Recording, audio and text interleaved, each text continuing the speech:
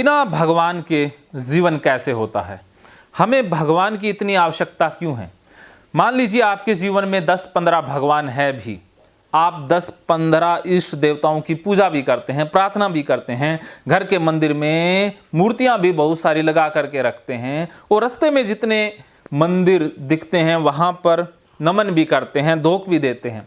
आपके जीवन में 10-15 भगवान हैं, ये बात आप भी मानते हैं और मुझे भी पता है, क्योंकि आपका काम बिना भगवानों के चलने वाला है नहीं और एक भगवान से तो कतई नहीं चलने वाला है।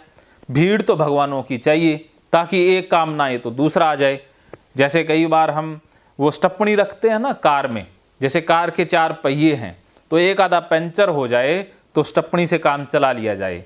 और यही हम भगवानों के मामले में भी करते हैं कि 10-15 भगवान हैं तो 1-2 भगवान काम ना कर पाएँ या 1-2 भगवान काम ना आए, जैसे कोई छुट्टी पर हो, कोई बीमार हो, कोई दूसरे की मदद करने गया हो, तो भाई दूसरा भगवान तो काम आ जाए ना।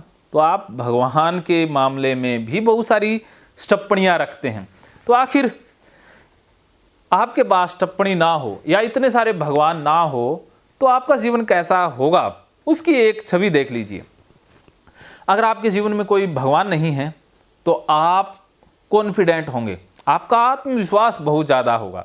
जैसे आप अपने कर्मों की जिम्मेवारी आप लेंगे, आप जिम्मेदार इंसान होंगे, आप अपनी जिम्मेदारी दूसरों पर टालेंगे नहीं, दूसरों के ऊपर छोड़ेंगे नहीं, आप अपने कर्मों की जिम्मेवारी खुद लेंगे, आप अपने भरोसे जीने वाले होंगे, दूसरे के भरोसे जिएंगे नहीं, आप फल की इच्छा छोड़ देंगे, कर्म पर फोकस हो जाएंगे, क्योंकि आपको पता है भी फल तो अब मिलना ना मिलना कुदरत के हाथ में है। लेकिन जितने आपके जीवन में भगवान हैं वो सारे फल का ही परिणाम है, क्योंकि आप कर्म करके राजी नहीं है, फल आपको चाहिए ही चाहिए, तो भगवान बना लो 10-20, वो फल की पूर्ति करने में बहुत ज़्यादा सक्षम है, तो वो फल देते रहेंगे। अगर आपके जीवन में भगवान नहीं है तो फल देने वाला कोई है नहीं, तो फिर फल की इच्छा ही आप छोड़ दोगे, व्यर्थ हो जाएगी। जो गीता में भगवान श्री कृष्ण कहते हैं कि फल की इच्छा व्यर्थ है, तो वो अवस्था आ जाएगी। जब आपके जीवन में कोई ईश्वर नहीं है तो फिर आप कर्म योगी बन जाएंगे, कर्म करना ही आपके हाथ में रह जाएगा, फल से आप ध्यान हटा लोगे या हट ही जाएगा। तो ये अवस्था होगी बिना ईश्वर के। उसके अलावा आप पास्ट की, फ्यूचर की सारी चिंताएं छोड़ देंगे, क्योंकि भगवान ही नहीं है ना। ज़्यादातर हमारी फ्यूचर की चिंताएं भगवान के डर के कारण होती है कि भगवान को क्या मुंह दिखाएंगे, भगवान बुरा कर देंगे, अगला जन्म, पिछला जन्म। तो जब भगवान ही नहीं है तो अगला पिछला सब कुछ व्यर्थ। तो आप वर्तमान में आ जाएंगे, वर्तमान में खो जाएंगे, मीरा की तरह डूब जाएंगे, मीरा की तरह खो जाएंगे, बस आनंद मस्ती में झूम उठेंगे। तो ऐसा जीवन होगा भगवान के बिना। और कोई भी घटना घटी, चाहे बाढ़ आई, किसी की मृत्यु हुई, बीमारी आई, तो आप सहज स्वीकार कर लेंगे, आप विचलित नहीं होंगे, आप डावाडोल नहीं होंगे, क्योंकि आपको पता है कि भाई अब ना तो कोई भगवान इन घटनाओं को रोक सकता है, क्योंकि भगवान ही नहीं है, ना ये घटनाएं बदलने वाली हैं। कोई मृत्यु को प्राप्त हो गया तो हो गया, गया। अब जो गया उसको आप सहज स्वीकार कर लेंगे। कुछ अच्छा हो गया तो आप उसे भी सहज स्वीकार कर लेंगे, तो ज़िंदगी का मज़ा लेंगे। लेकिन ईश्वर की भीड़ है आपके जीवन में तो कोई भी घटना घटेगी उसे आप सहज स्वीकार नहीं कर पाओगे।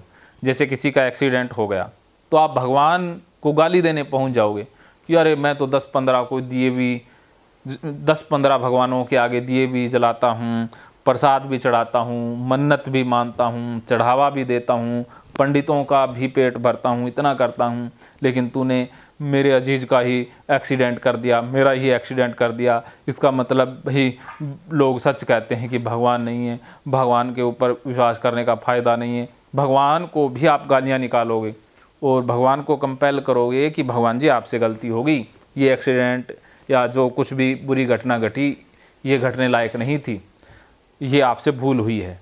तो फिर आप भगवान को रिक्वेस्ट करोगे, रिक्वेस्ट नहीं करते, ज़्यादातर ऑर्डर ही करते हैं कि भगवान ये कर दे। तो आप उस घटना को रिवर्स करवाने के लिए फिर चढ़ावा चढ़ाओगे, फिर मन्नत दोगे कि भगवान अब इस घटना को बदलो, इस घटना को दोबारा से सही कर दो।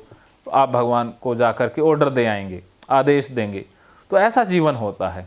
और जिसके जीवन में भगवान है ही नहीं तो वो घटना को सहज स्वीकार कर लेगा। उसे पता है कि जो हो गया हो गया, अब उसे ना तो रिवर्स किया जा सकता है, कुछ नहीं किया जा सकता, उसको स्वीकार कर लो, आगे बढ़ो, ज़िंदगी में मस्त रहो। वो इंसान यही कहेगा कि मानो तो मौज है वरना समस्या तो रोज़ रोज़ है।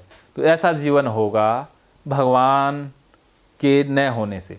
और भगवान के होने से कैसा जीवन होगा उसके बारे में बताने की ज़रूरत ही नहीं। आपका जीवन जैसा है, जिस जीवन में आपके जीवन में दुख है, तनाव है, चिंताएं हैं, तरह तरह की दिक्कतें हैं, ये सब भगवानों की ही बदौलत हैं।